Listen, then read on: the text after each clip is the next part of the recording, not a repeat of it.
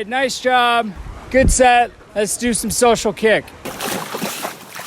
Welcome back to another episode of the Social Kick Podcast. I'm Brian Lundquist. We got a full crew today. Dr. John Mullen, Luke Paddington, and our guest today, special coach from ISL, big-time swimmer. Welcome, Energy Standard coach James Gibson. What's going on, James? Hey, guys. Thanks for having me on. Thank you. It's going to be good to have a little chat with you. I've seen a lot of the stuff you've done. And Brian, also thanks for having me. 2 weeks ago, it was nice to catch up and talk about ISL. And hopefully we can have a good conversation today. Yeah, well, we're excited to have you too. First of all, so you're from the UK, and there's some recent restrictions going on. Where are you right now? Well, I'm just outside London, and so I tell you what, us British have been very special. We've somehow made the coronavirus a little bit worse, a little bit more contagious. So the whole world has decided to close their doors to us today. Tough times, especially running an international program. I got some pretty devastating news today that Turkey, the air corridor between Turkey and the UK is closed. So all plans for 2021 have kind of been thrown out the window as of about 12 hours ago. So talking to me on a pretty raw day, but I'll be as honest as I can. And like I said, running an international program in this period has been quite a challenge since March of last year, or this year. Sorry. Yeah. Well, bummed to hear that. Can you get? What about the channel? You said no air travel. All done. So the virus has mutated about 10 kilometers up the road from me, and so what's happened is it's a lot more contagious. So it's 70-80% more contagious than it has been before. So therefore, extreme restrictions have been placed on London, the south of England. No travel in and out of London or restricted areas as of yesterday morning, and as of today, pretty much each country, one by one, is banning any travel to and from the UK.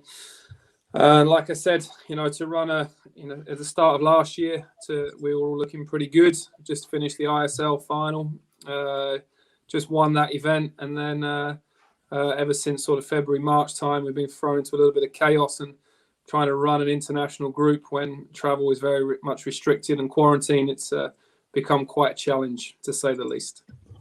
Jeez. Well, thanks for joining us on a day like today. I know you got a lot going on, man. I would imagine, you know what, we were looking at something before this started, and I think maybe something that your swimmers could get some humor out of. So we'll send this to you after. But for now, I got to give you a hard time about something. I was going back and watching your Athens final. You have got to tell me about this start of yours. The hitch kick. 1-0-0-0-1.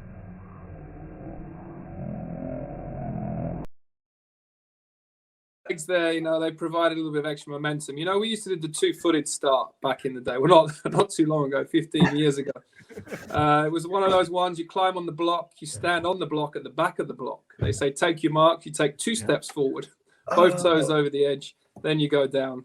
So, there was one of those little things back in the day used to help me a little bit before the track start sort of developed over time. And I think I was a little bit behind the times. The first time I ever did that as an athlete was, I think, 2009, when I suddenly realized, looking across my race analysis, I was the only one still doing a two-footed start. I was like, no, it's time to evolve a little bit or be left behind. Do you think they should allow false starts again? Honestly, false starts in swimming? Yeah, they used to in the 80s when I swam. You used to be able to outside your guy and go jump the gun. It wasn't allowed. You could just push it, right? It wasn't allowed, but you come on now. Get DQ'd.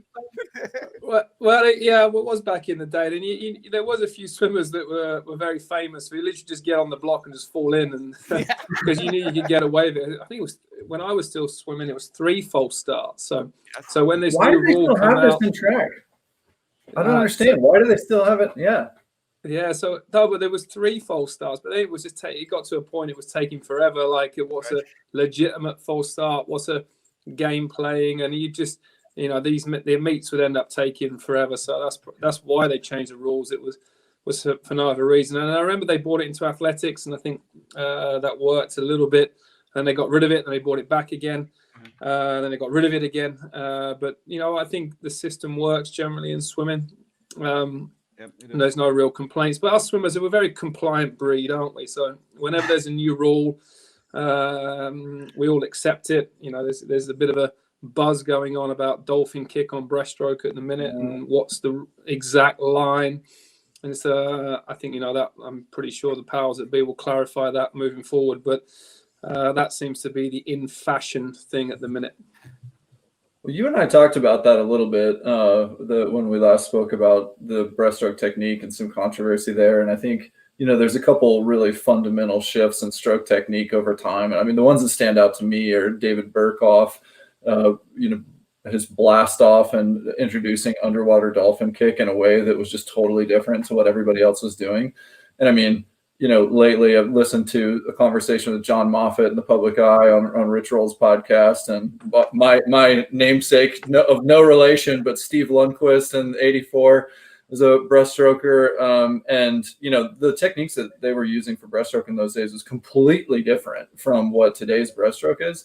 And maybe there's some elements that are still in play, but it's like Burkoff, and then you've got things like Katajima going, double dolphin kick underwater, and that influencing a big rule shift in underwater pullouts for breaststroke. But I mean, I don't know, when you look at those strokes today versus what was happening in the 80s, like it's almost like they're not even the same stroke. What do you think that's a positive direction? Yeah, I'd say pretty much a guy called Roman Sludnov was the last of the old breed of breaststrokes, like very flat, kind of looked very low in the water style breaststroke. Not a power-based athlete. He was the last guy, really was the first man to break 60 in Fukuoka in 2001 World Champs. So he was kind of the last of these technicians. I guess Ed Moses was quite similar back in the day with us, quite low. And then what we've seen is a real development more towards a real power-based stroke. Like that, all the breaststroke guys are generally some of the biggest on the pool deck. And we were talking about Adam Peaty last week. Like if I've broken down his stroke 1,000 times on the videos, and I've watched it, and it's just hips are just glued to the surface of the water. His pull, his elbows, they just stay so far forward. His pull, it's not a pull anymore. His hands just come here and they flip in. It's like in, so the elbows just stay right in the front of the stroke. And the guy is phenomenally well conditioned, and we start to seeing that replicate through the women's strokes. We see a lot of evolution with the men. Let's talk about freestyle, the 3/4 catch up, the Michael Phelps, the Ryan Lochte style. Phelps in 07 in Melbourne when he did the 200 freestyle in the first edition of the Speedo paper suit, which everyone back in the day was telling him was faster. They chose to ignore us, but then they made one and it just blew everyone out the water. But Phelps on the 3/4 catch up. Now we see Ledecky swimming exactly like the same sort of style as the men, and the women's are just getting stronger and stronger, and they're evolving as well. But we're yet to see a female straight arm freestyler. I know Sarah's got like a half breed stroke, but we're really yet to see like this real Florent Manadou, Ben Proud. Caleb's got a sort of I call it a hybrid straight arm. It's like a mix between a bent arm and a straight arm. So a lot of developments in the breaststroke, the male breaststroke, I think we'll start to see come through with the women. We've got a young Benny Pilato, just swum amazing at she's 15 years old, just swum amazing at the Italian Championships. I had the privilege of working with her throughout ISL, and she has huge gains to come. Just got to let her enjoy the process and let her have fun and let her develop. But I guess we'll see the women really start to take on more of a power style, like the Adams, the Ilya Shimanovics of the world. Like Arno Kaminga, also in the Netherlands. He's very, very impressive, very consistent, and on a great on a 200. But he's big. He's built. He's obviously doing a lot of dry land work. Yeah, definitely with Pilato, I think she's definitely the next iteration of where the women's breaststroke. I mean, Lily has somewhat of that too with the high tempo and staying high towards the water, but Pilato's tempo and hip height, and like you said, some of that undulation, she's definitely, learning to use her power and her tempo with it as well. But it's interesting what you said about the straight arm female freestylers. There's, like you said, some hybrid versions of it, but yeah, just off the top of my head, a pure straight arm freestyle sprinter on the female side, none are all the way there yet. I think they're close, though. That's for sure. Yeah, like I don't know what your guys' opinions are, but I think it's a lot to do with strength and connection through the core. Like I do see a lot of female swimmers trying the straight arm, but they just don't have quite the connection of the men. The hips snake a little bit. They bounce in the water. There's a lot of up and down movement. I think there's just a lack of strength at the minute. But someone like Sarah is definitely getting very close. Like she's not far off. But I actually think the female freestyle world record time is nowhere near where it should be. Like I honestly think that can go 23 low, and it won't be long until that happens. And I think as soon as someone really can really get a grasp of like that stroke and that control, I think they'll take it to another level. Yeah, I think core stability, like you said, and then obviously a lot of the female sprinters are pretty tall, and to be that tall with that arm length, they require just more of that shoulder stability, where we know females, just upper body stability just is usually a little bit behind the men's, but over time it certainly will progress. I mean, there are, I think, a few straight arm sprinters, but most of them are shorter, on the female side, and it's likely just because they don't have that long a lever arm to require that stability. So I'm sure, like you said, pretty soon there'll be a combination of a woman that can do that, and 23 low. That's pretty darn fast. That's for sure. But it's I'm very, very privileged that I've worked with say Francesca Halsall, Sarah, Pernille Bloom. I've seen a lot of the best how they work out, and also through my experience, Ranomi, Femke, through the Dutch team. I worked on the Dutch team earlier on in my coaching career. And we're nowhere near the envelope yet with these ladies, and they're exceptional. Like I watch Ranomi do a start, and she's almost as fast as the boys, through the 15. And I see elements in the female training program, especially the ladies I work with or have worked with, and there's definitely massive margin for improvement. I was just going to bring up Janet Evans. Wasn't she a sort of a hybrid? I know she's distance, but wasn't her stroke sort of hybrid above the water, like a straight arm a little bit? I haven't seen her swim in 10, 15 years on TV, but what do you think of Janet's stroke? She had a very different stroke, and we all could have said it's been ugly, and that's not the way to swim, but her time spoke for herself. I don't know. Do you think it can apply to more than just a sprint if we apply it? I mean, if you just look at someone like Gregorio Paltrinieri, you know what, everyone has an opinion of what's good and what's not, and I think as long as you have a model in your head as a coach of what you're looking for, and you can adapt that model to the athlete, and not every athlete will swim the same way. So if I talk about straight arm freestyle, Ben Proud, Florian Manadou both swim straight arm, but it's completely different. Their connection points are different. Their shoulders sit in a different place. Like Flo's a little bit more rounded. Ben is very, very, very, very straight.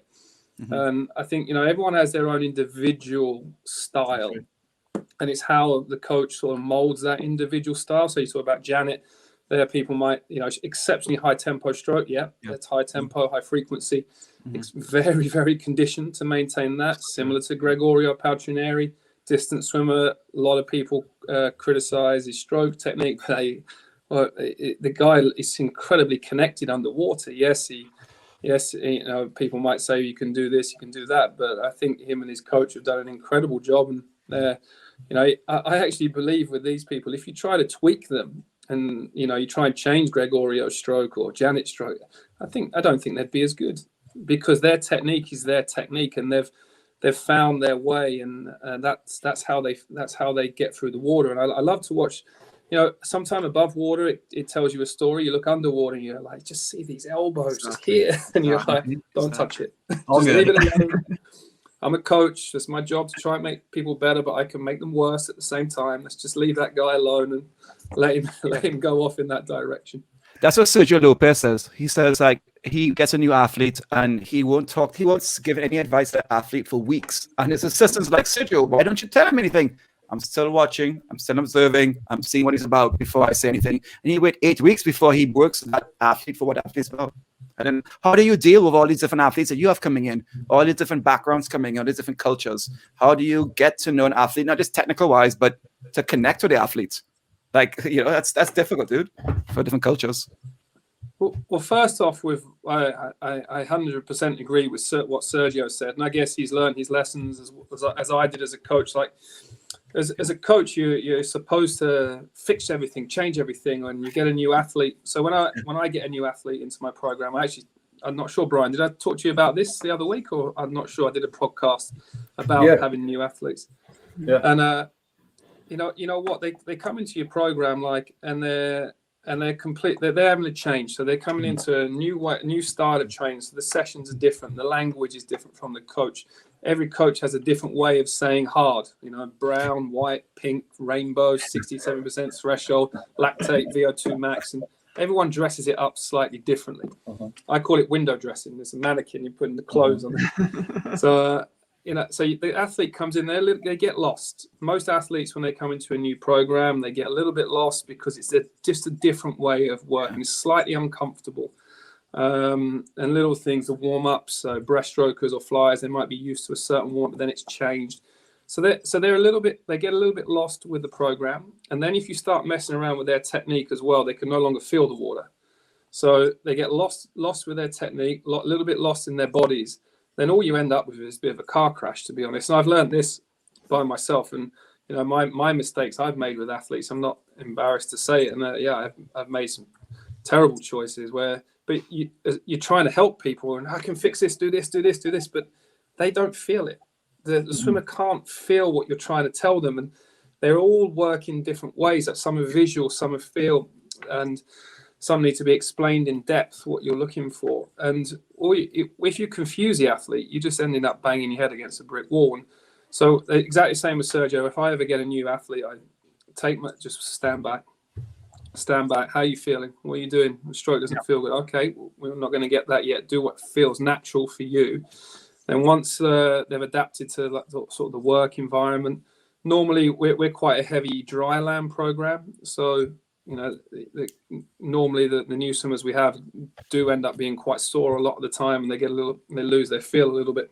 So that's how I work. I don't touch anything for a period, but then after a while I bring in the video analysis. Normally it's just this thing.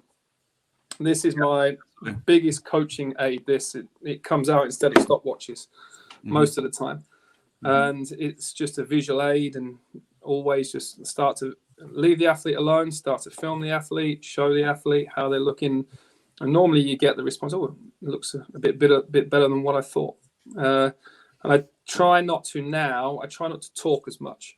I used to be the guy that just talk at the athlete, and now I just tend to ask a lot more questions. Yeah. How you doing? What you feeling? And that seems to give me a lot more feedback, as opposed to, one of my older senior athletes actually said, it sounds like sometimes you sound like you're just niggling all the time. And that's all we hear, do this, do that, move that hand's wrong, you're crossing over, you're bouncing, don't do this, don't do that, stop doing this. And it was actually an interesting bit of feedback for me. Yeah, it's an interesting point. I mean, obviously, always trying to build confidence in athletes, even elite athletes, sometimes aren't as high as you would imagine. And it's, like you said, always kind of nagging on people. That's kind of what coaches do. I wonder if just in general, from a young age, if different ways can be done as far as shaping confidence and swimming profiles in the pool. I'd say a junior program or a kids program is actually no different to a senior program. The senior athletes want to have some fun every now and then. Yes, it's serious. Yes, you have to do what's necessary to win. You have to do what's necessary. But you have to provide an environment where learning is fun. Like I had the privilege of working with Chad Leclos. He gives me energy, that boy. Yeah. So I go to training and I feel good. Yeah. And, he just creates this environment where it's fun and it's enjoyable. And the athletes get after sets, they get out, and it's just all, having him around makes the program better. And I'm sure every program like you guys who's from the collegiate system, there's always one or two in a team, like a bit of the life and soul of the team, and you need these people. So from my point of view, it's just providing just a good environment for learning, but also recognizing you have to do what's necessary. Do you change your approach to each athlete? You know, Mike Bottom is a behavioral psychologist, and he told Gary Hall the first time he saw him, Gary, that's amazing. Don't waste flip turns in practice. Just save it for the race, because Gary would not flip turn. You know, like he had like a smart way of doing things, and he would treat Gary differently to how he treat Tony, how he treat these people. What's it like? Like, what if? I don't know what Flo is like. I don't know the man, but is he different to Ben, and is he different to Chad? And do you like raise your voice, lower your voice, kind, tough, push, lay back? Do you change personally, and how is that reacted? How do you deal with that, especially with the pros? Yeah, absolutely. You know, in Europe, we don't really have a one model fits all here, because we don't have the collegiate programs in the US. Like I said to Brian the other week, I'm so jealous I never swam the US. I still love everything. I still watch the NCs. I still watch the results. I still read the news. And it was something I never got to do as an athlete, be part of 50, 60 swimmers on a team, all doing the same thing, training, that sort of camaraderie. And I really missed out on that. And I guess ISL, we have an opportunity now for the European guys. But, yeah, if I've got an elite group, I have 12 swimmers full time. I've got a young guy that grew up in Eastern Ukraine. And, he looks at the world very differently to James Gibson, who grew up in East London. We all have different parents, speak different languages, and we all come from different places. So I have my philosophies, but what I feel like as a coach, I have to bend a little bit. I bend to the individuals, but then also the individual has to bend to me as well. And this is how I do things. And when you have a program with such different cultures and different backgrounds, there has to be an element of respect all around. It's not just with the athletes, it's the staff and the coaches. Like my staff, Tom Rushton from Canada, Delano Cesar from Brazil, Marco Cossa from Italy, Sardinia, Petro Nahorny from Ukraine. We're all different from different places, and so I don't think some of my staff particularly like me. But then also that makes the staff good, because they're all so different. They're all from different places, and what I encourage with the staff, especially, just speak your mind, speak it. There's no egos in elite sport. We've got to just get this out on the table, and it's the same with the athletes. We have to bend, and they also have to bend. You have your non-negotiables. Like what my big non-negotiable is work. We have to do what's necessary to win the Olympics or the ISL. That's the first non-negotiable. Mm-hmm. And then also they have their non-negotiables as well. And I'm always open, because with a lot of the guys like Florent, Pernille, Sarah, Chad, they've achieved greatness.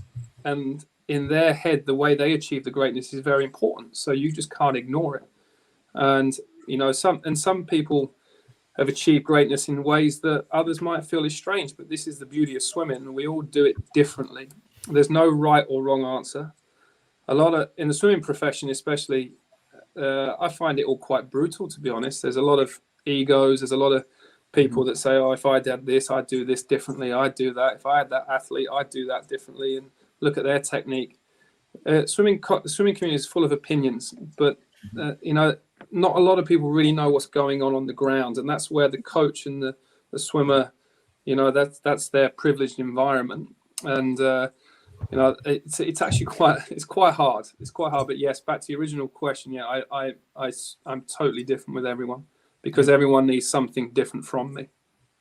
What is it about the individual athletes? I feel like where the magic really happens, and admittedly, this wasn't something that I did really well, is the best athletes in their coaching relationship. I think it is pretty close to 50-50, where you have this open dialogue and you can make a program together and you make concessions equally, like you said. I'm wondering if there are any elements about, in their character, about the elite athletes, particularly some of the ones that maybe you have in your group who do this well. When do they start to develop this ownership of their performance and an understanding about their body and their training program and what they need? That takes a level of maturity. Some reach it earlier than others, but I'm curious if you've seen any trends from the people that really nail that well, if there were any common themes in their early development or the coaching tree that they came from.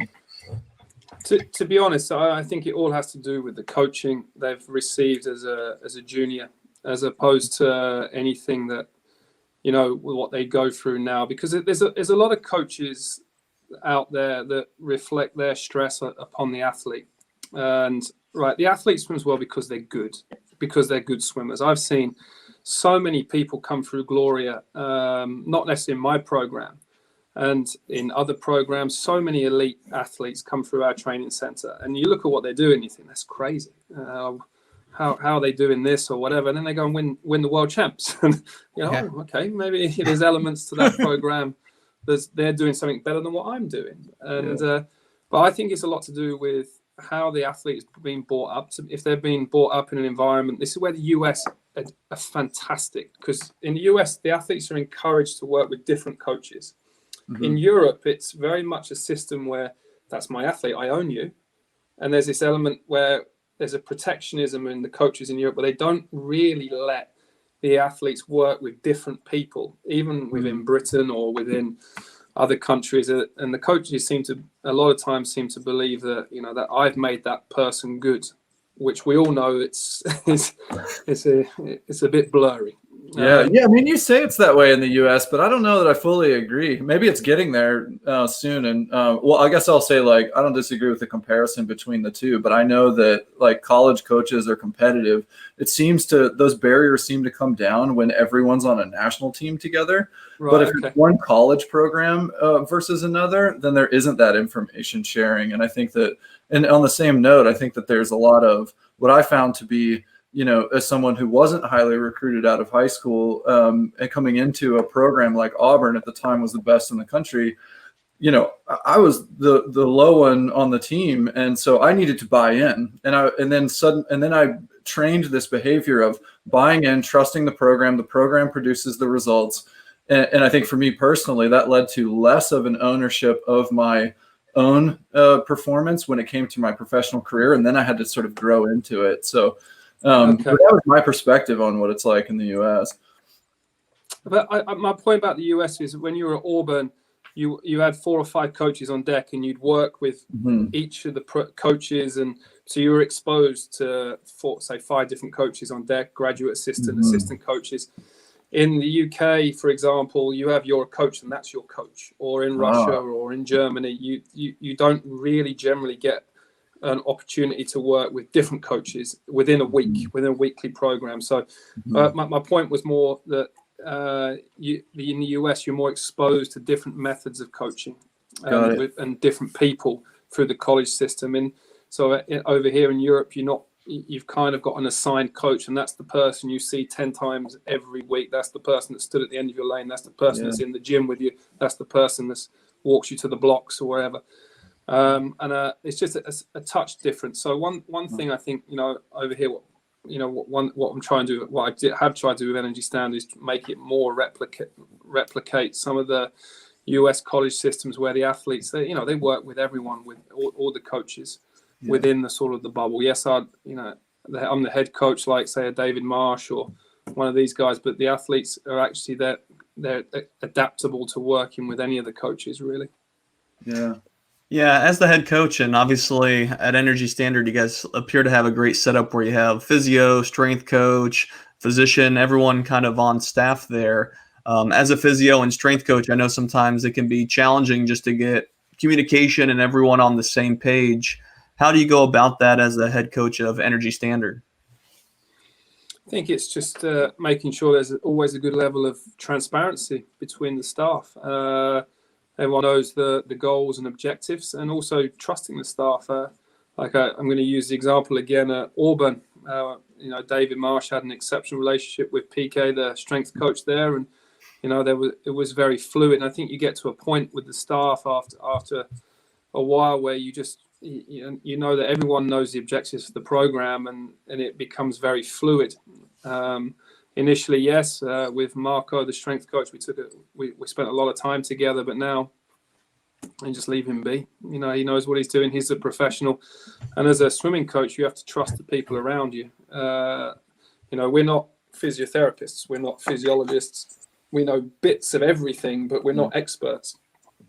So one thing I do is I give a lot of level of trust to my staff around me, and they let them thrive in the environment. And I also believe that you should just provide with certain things, some of your holes. Like I love distance swimming. I do. I'm just not a great coach of distance athletes. But I've got a fantastic distance coach, and I just provide him the tools he needs to be what he needs to be successful, and I just keep out of his way. I try to get involved and talk technique, but we've got 8K to do in 2 hours. Can you leave us alone? So generally, I can add value. I know where to add value, and I know where to keep away. I was going to ask you, NG Standard is arguably one of the top places to swim in the world right now, if not the top. And swimming's gone through these kind of phases. Santa Clara Swim Club in the 6 days with Spitz and Haynes, what he did. Indiana with Doc. We went up to, now we have club centers around the world. AIS in Australia started it up with Don Talbot. Now what you guys are doing is quite unique and powerful, and you seemingly have it well set up. You have as John said, you have really good staff. You have a fantastic roster of seasoned, proven professionals. Gloria is an unbelievable place to train. But how do you keep it? What do you need to do? What's missing? What's missing from NG Standard? What are you trying to improve on? What do you guys look to do? Obviously more funding always helps. But are you helping? What's missing from making it even better than it is? Because I know you're probably trying to up the game every day. Yeah, I think the obvious thing is to make us a bit more self-sustainable.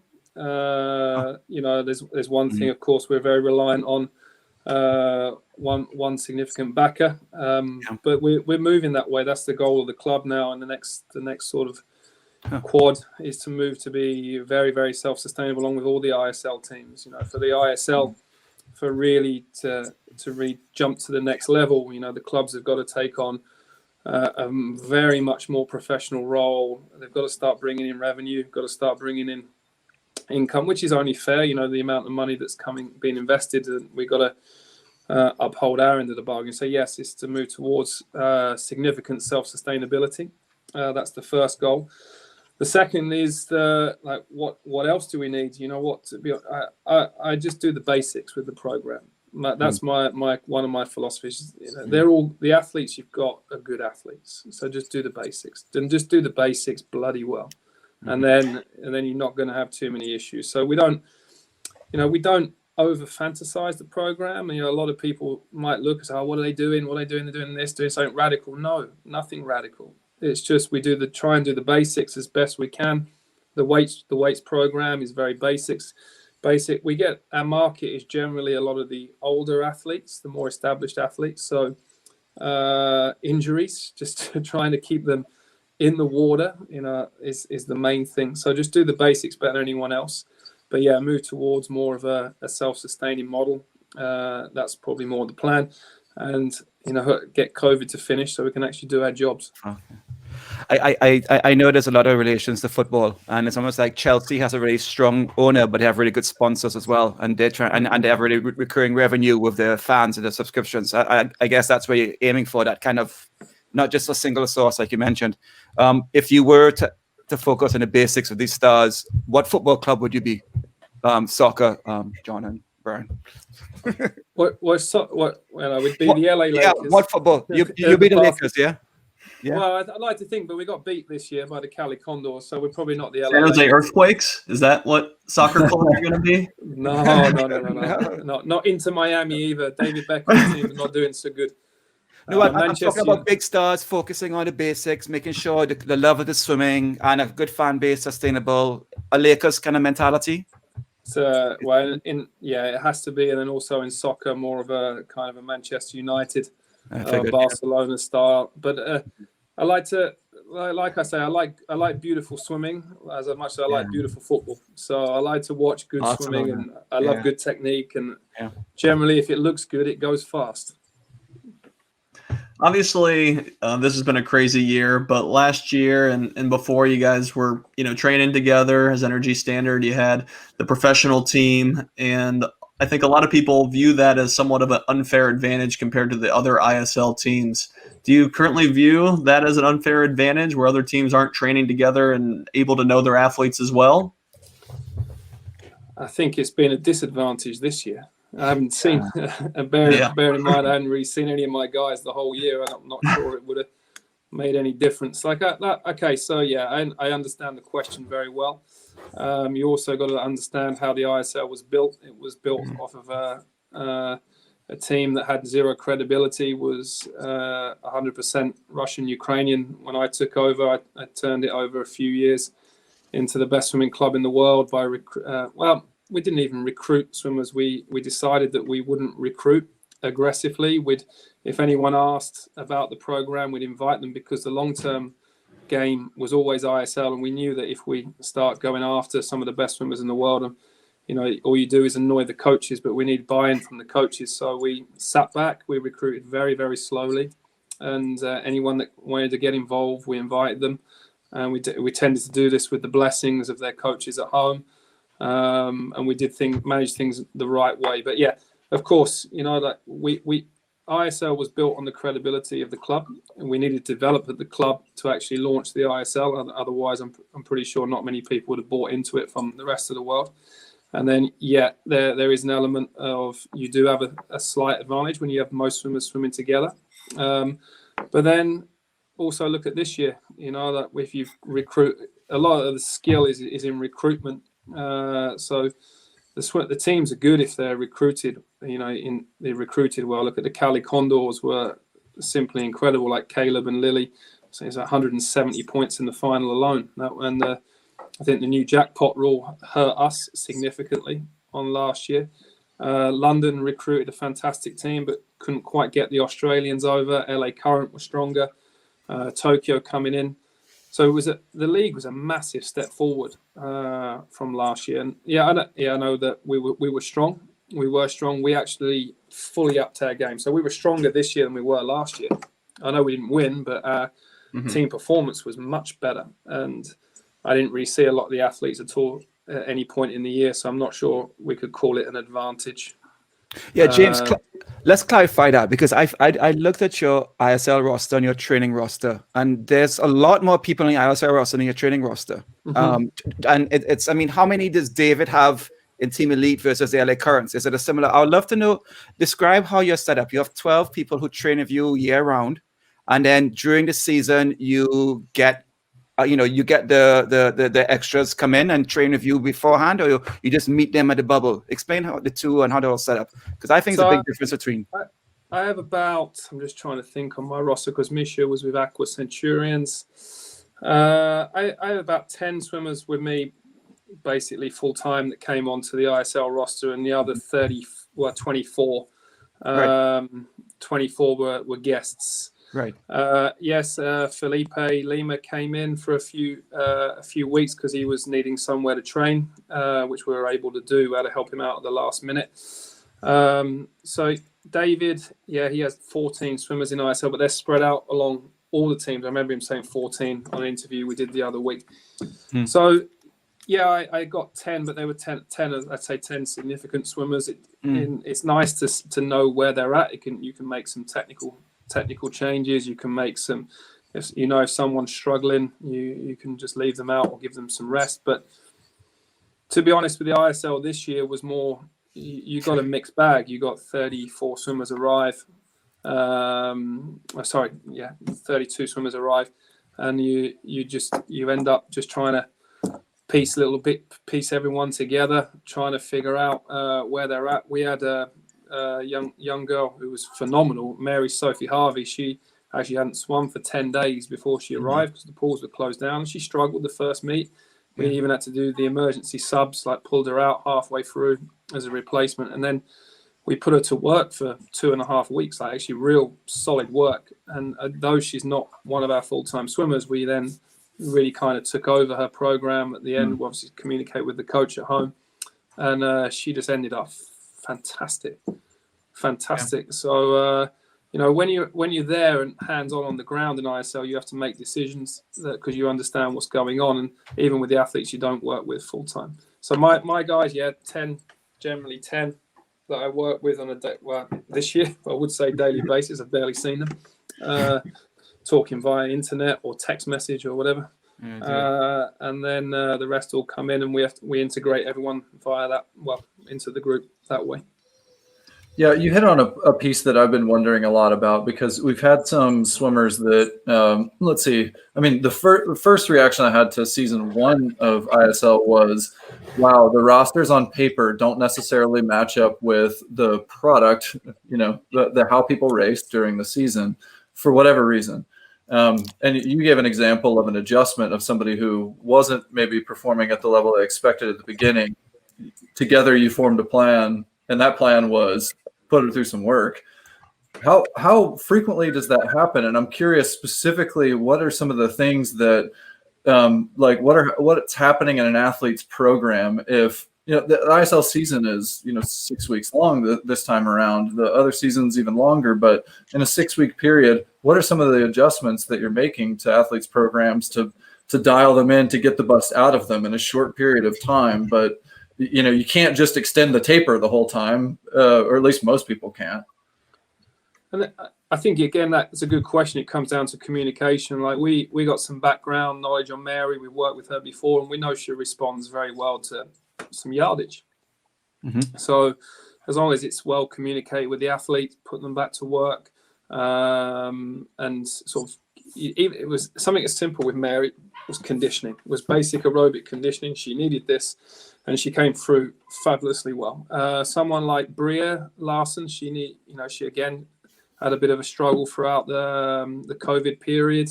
Couldn't really get the training access, but we put her in with a breaststroke group with a breaststroke coach, and she ended up doing more breaststroke in the 2 weeks in between the matches than she'd done pretty much from the previous few months. So it was all about just communicating with the athletes, the ones that were a little bit off, and normally there was a reason for it. And then you can put the pieces together. Like Kliment Kolesnikov as well. He didn't start off particularly flash. I think it was like 156, 200 backstroke, 51 something, 100 back. But he was just exhausted. What did you do? Just tell him to sit down the rest of the, just go like, hey, just, you're on taper the rest of the, no wake up swims, no nothing. Just get in for a light swim. What were you doing with him? No, he just needed a little bit of rest. So fortunately, his coach, Dmitry Lazarev, came on as a home coach, really got hold of him and really took charge of him, just started to back him off a little bit to make sure he wasn't so beaten up going in for the next rounds. And, he's finished off this season with 4 of the top 5 fastest times ever. And that's not bad for a guy that started off pretty beaten up. And the first match, we were like, what's going on here with him? And then suddenly 45 lows in the relays and world records. And he was just fantastic. It was fabulous. So a lot of the things, with maintaining the athlete's shape and conditioning, every athlete a lot of them had different, because again we still had 24 swimmers from different come from different coaches and different programs, and they all had different programs. So just trying to support them through, listening to what they've got on their programs, maintain, we had a fantastic staff. We could pretty much accommodate everyone as we went through. And again, being open-minded, if an athlete tells you they want to be doing 6 or 7K because that's what they need 2 days before the race, we tended just to go with it if they weren't people that we weren't training with us full-time. Mm-hmm. Yeah, these are huge stories, and I'm excited to see where the ISL can go, because I only think the sport of swimming will improve having these professional teams where coaches and elite athletes and support systems are around to help share ideas, to help push each other, to help keep each other motivated. We all know, at least in the U.S., after that college when they're done with college, there can be a lull, or they'll be training by themselves or just 1 or 2 other people. So having all these different pro teams with these great systems set up is something to strive for, and something I'm really excited for, and will only elevate the sport. It's just, I think, like you said, the funding and getting the sponsorships and these teams to become a little more self-sufficient is going to be crucial for it. So with the funding and trying to find sponsors, where's Energy Standard looking? Is it mostly within swimsuit or swim apparel companies, or how are you guys going about that? Well, as we found out this year, was probably the wrong time. Yeah, definitely. I mean, this year was a crazy year, right? So I guess, moving forward.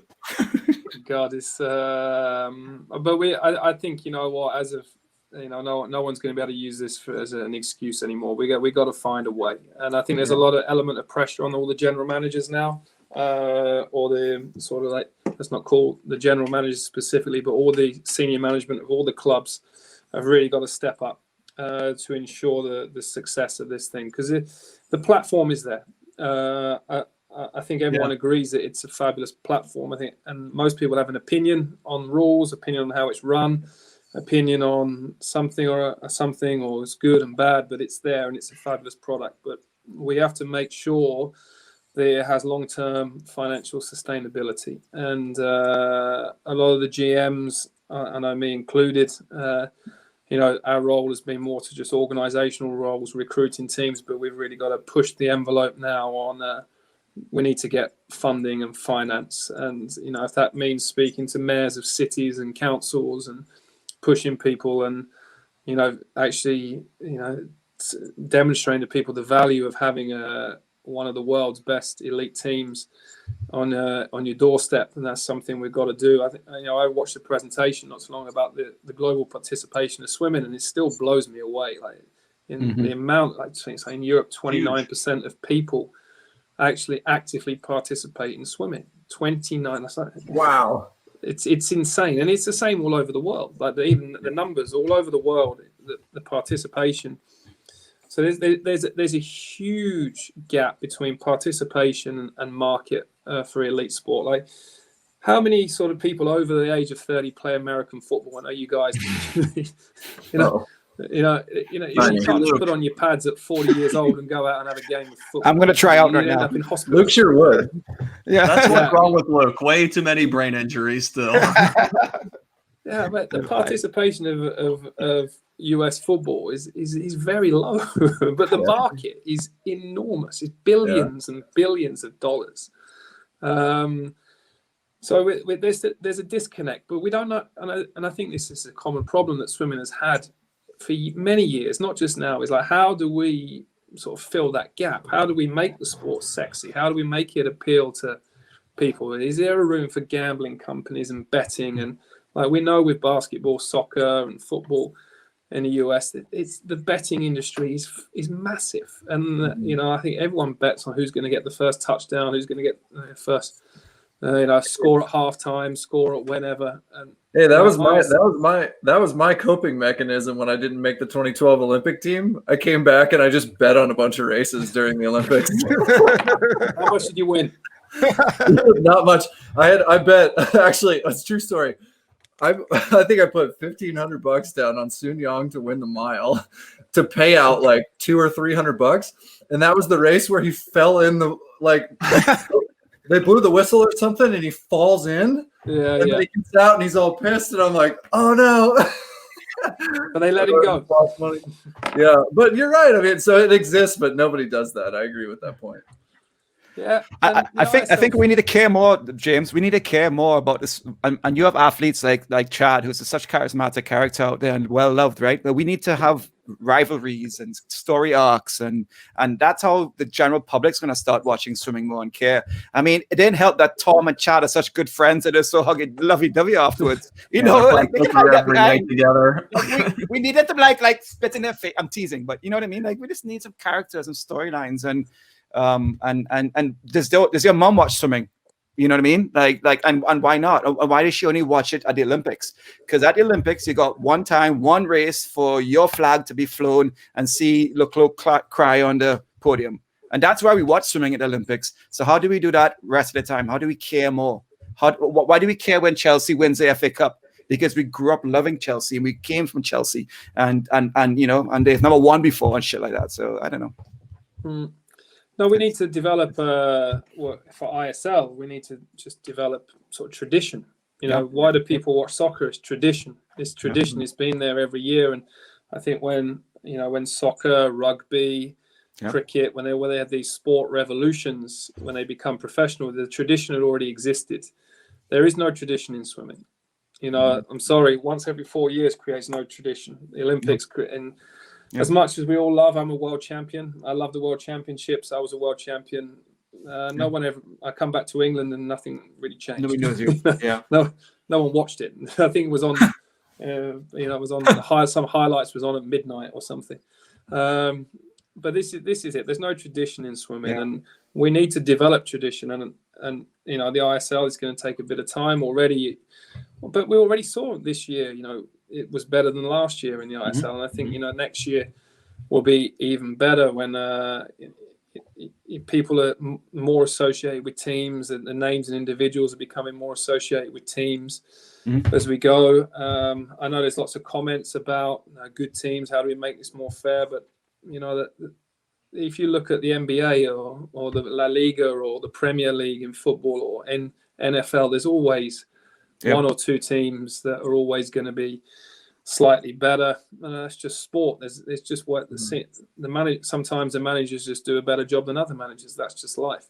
And but the ISL, there's some plans to make it a lot more fairer next year. They're quite exciting actually, and already this year it seemed a lot more even. And I think next year we could really get into a point where you've got 6-7 teams that are all very, very even. Close. And that's the way to create tradition. And also I know the clubs at the minute, Cali Condors, they need bases. And once you've got a base, like you said, you grow up watching Chelsea. And if you're associated with local communities and there's an element of community there, you can understand young swimmers could grow up and they could race for London Roar, or they could swim in London. There's discussions in London with local clubs, I think, going on at the minute. This could be quite good for the development program. But there's so many different things that ISL has to do and the general managers have to do, but it's, we have to execute it to create that tradition to really build a sport of the future.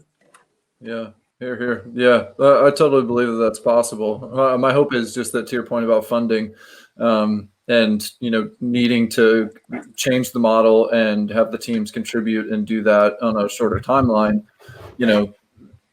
There's a U.S. soccer league called MLS, and they've been in business for 30 years and they're still not profitable, and they're chasing what they think is a big pie. But it makes sense that in swimming, where the perceived pie, regardless of participation rates, et cetera, that we, as if a league owner, would need to see some hustle around, a shorter term to profitability. But, I think that you're right on the product's there. It's growing. It's in the right direction. What do you guys think? You're the consumers. So.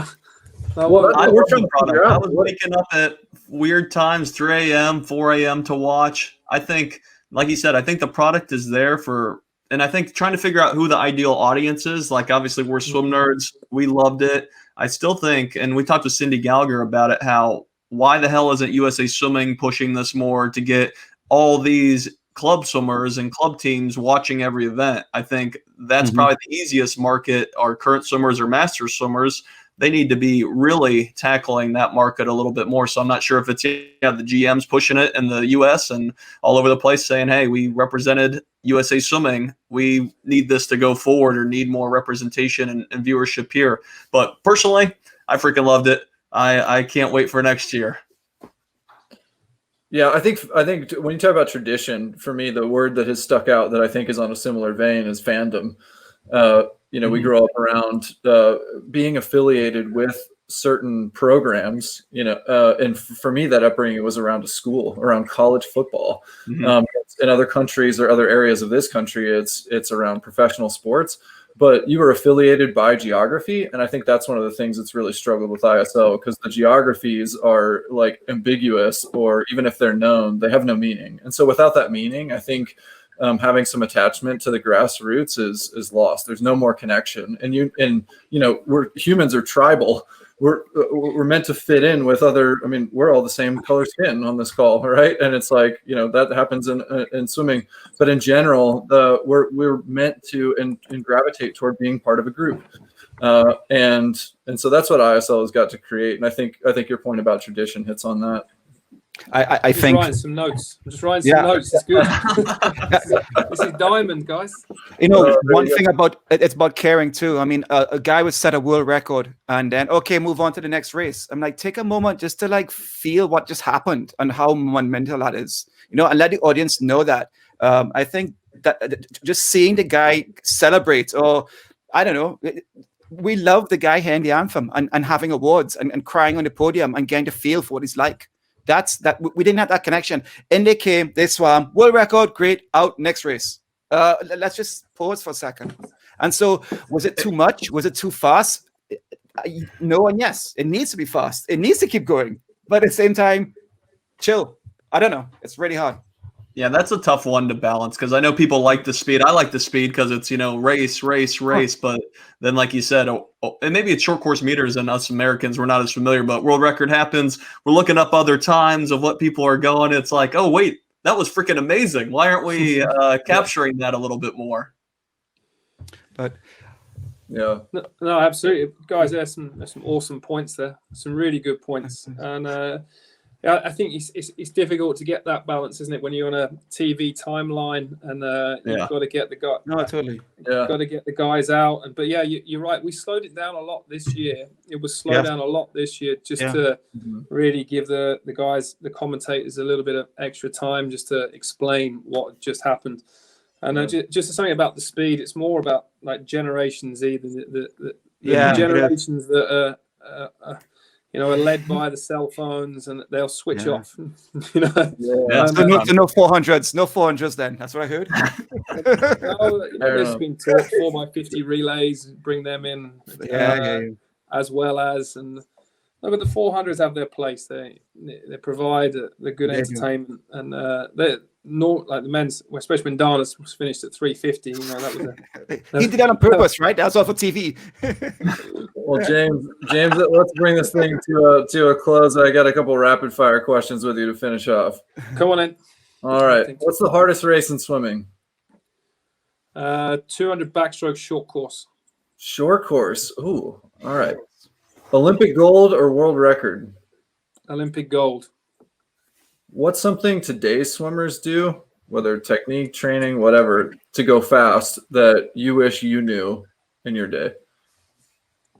More emphasis on video analysis. Is this true that you spoke openly about your intimidation tactics, like rolling your pecs? Did you intimidate people doing that? It was never to intimidate people, but I did it just for a bit of fun because someone told me to be different than every other person with a hat and a pair of goggles on. Luke's saying we need Rapid. Just cut me out to Sergio. Just cut me out to Sergio. We have these little clips. Go ahead. All right, Les, do you prefer a quiet champion or somebody who celebrates? Celebrates every time. All right, then I got to know about Kidajima's screams. Could you hear those from across the pool? Sorry? Could you hear Kidajima's screams from across the pool? Across the pool, right next to me on one occasion, about half a meter away. That'd be so annoying. Oh man, I love it. Koska is a good guy. We've always had a good relationship, and it's nice now that we're both running teams. And I actually got the better of him this year, so I'm happy. Hell yeah, there you go. Yeah. Well, hey man, it's good to chat again. Thanks so much for spending some time with us, and we look forward to seeing what happens, and wish you the best with the COVID situation and travel and the situation with your team. But I know you'll make the most of it. We'll look forward to watching Energy Standard and your progress this year. So thanks a lot for hanging out, James. We appreciate it. Cheers. No, much appreciate it, guys, and thanks for having me on. Always an honor to sit and speak with people about swimming, and also thanks for your feedback on many of the issues that ISL has, and that's all valuable, very, very valuable. Thank you.